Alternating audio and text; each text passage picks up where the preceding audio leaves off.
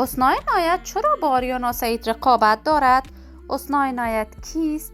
حسنی عنایت در کجاست؟ و حرف‌های جنجالی حسنی عنایت برای آریانا سعید و حقایق تازه رابطه حسنی عنایت با غزال عنایت. ما در این ویدیو پیرامون همین موضوعات خواهیم پرداخت، پس در ادامه با ما باشید.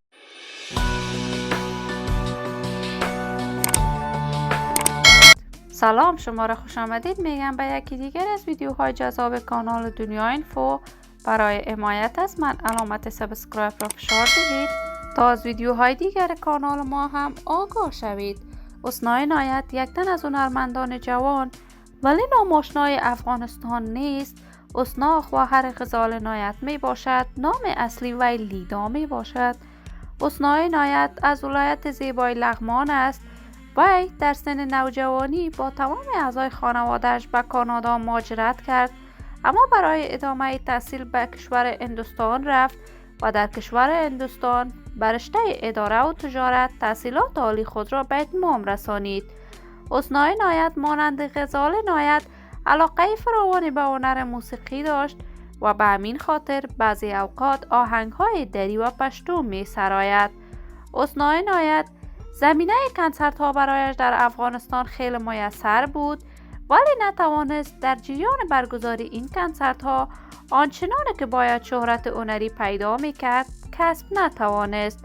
حسنی عنایت اکنون در کشور استرالیا زندگی می کند و در آنجا به خاطر گرفتن سند ماستری رفته است.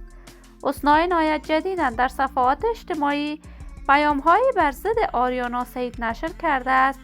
من با دو خواهر دیگرم موفق‌ترین هنرمندان افغانستان هستیم، ولی ما هرگز نخواستیم با نشان دادن بدن خود شهرت هنری در میان جوانان افغانستان پیدا کنیم.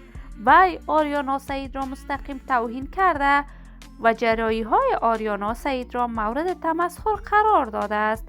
این همه در حالی است که غزال عنایت و حسنی عنایت هر دو خواهر چهره خود را جراحی کردند، ولی تاکنون آریانا سعید جوابی برای غزال عنایت نداده است، چون این را همه می‌داند. حسنی عنایت خیلی سویه هنریش از آریانا سعید پایین تر است.